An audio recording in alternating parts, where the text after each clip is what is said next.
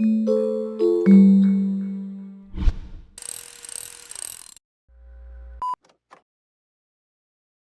video will help take you through how to set up the BankDemo application that makes use of the high availability VSAM feature included in Enterprise Developer 3.0. The aim is that you can use this as a starting point for helping develop your environment for a high availability configuration.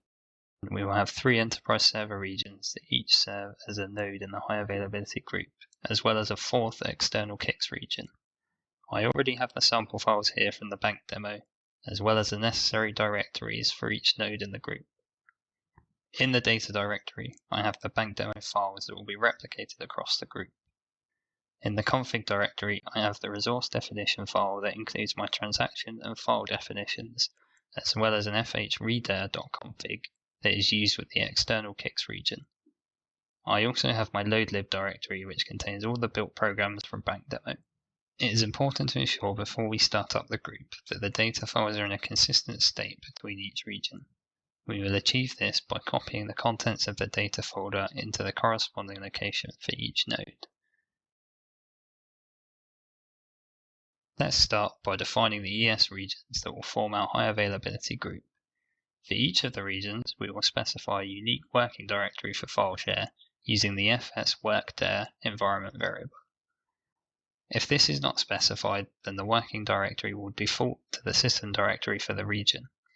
We'll also go ahead and define a TN3270 listener for each region for direct access. Next, we need to define the ES HA-VSAM variable. This tells Enterprise Server that this node is part of a high availability group. It's made up of various parameters. The first parameter is the mode in which HA-VSAM will operate. This can either be T for tracing, S for solo mode, or Y for enabled. In this example, we'll go ahead and use Y. The next block of parameters are repeated for each node within the group. Within this block of parameters, the first is the name of the ES region, so in this case it is HA1. The next is the name or IP address of the host machine that the region is running on. The third is the port of the ISC connection and simply needs to be a free port on the system. The ISC port connection must be unique for each node in the group, as this port is used to establish the connection between nodes. The fourth is the port that MFDS is running on in the host machine. Note that these blocks of parameters are separated by semicolons, and the individual parameters in each block are separated by commas. Now we'll go ahead and configure the CICS environment.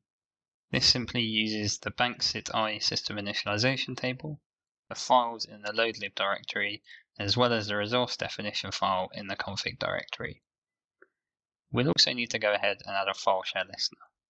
You'll notice that there is now a new option for file share when adding a listener. This is part of the integrated file share feature that has been added in 3.0 and must be used for a high availability configuration. First, we must specify a name for our listener. In this case, we'll use fs1. It is important to ensure each file share listener in each node has the same server name so that the connection can be re-established after a failover without manual intervention. Each node in the group should use the same configuration, with the only significant change being to the fs-workdir and system directory. The ES HA-VSAM variable should remain the same, as well as the name of the file share listener. In this demo, we're also going to create an external CICS region.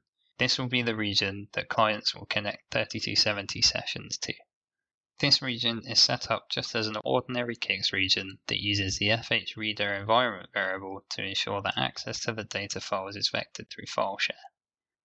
Having our enterprise server regions configured this way allows users to connect to the external CICS regions, while the high availability regions work to ensure that the files are replicated and can always be accessed.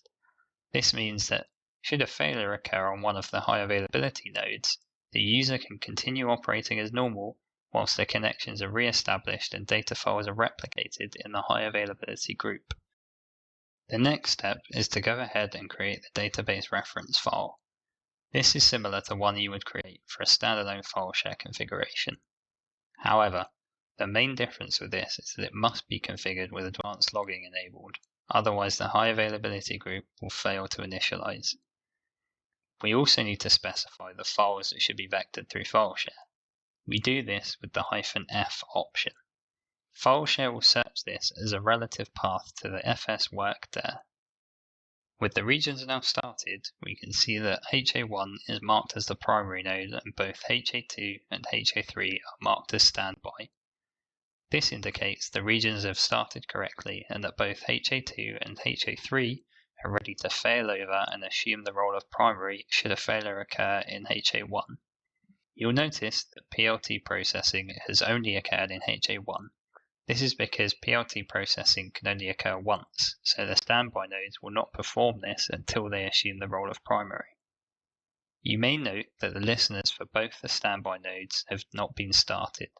If we look, we can see the FileShare listener is marked as blocked. When the primary node fails, the next node that becomes the primary will unblock its FileShare listener, so any access through to FileShare can resume. This is why it's important to ensure that the FileShare listeners all have the same name. If we access ES Monitor and Control, you can see that HA1 is marked as the primary. Now let's take a look at the group definitions in CICS. We can see that the name of the FileShare server is blank. For the files defined to the high availability regions, this is correct as it will use the database reference file to ensure the files are accessed through FileShare. This option is only used for external clients in which an FH reader is needed. You will need to ensure that the files are marked as backwards recoverable, otherwise we will not be able to replicate them across the group. If we now take a look at the FCT definitions for the CICS system initialization table, we can see that the files are marked as backwards recoverable, but they also specify a FileShare server.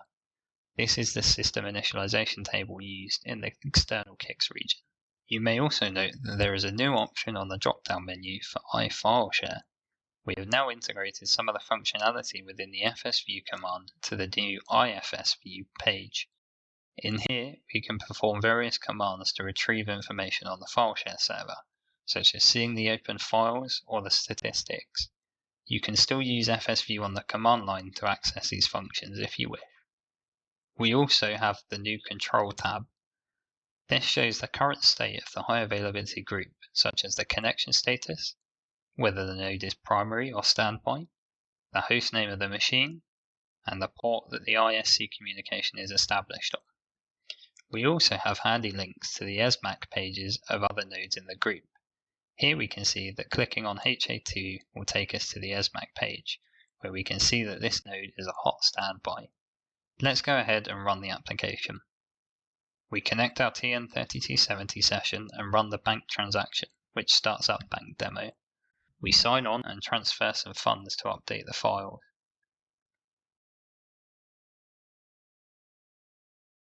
Now we will simulate a failure in our high availability group by bringing down the primary node.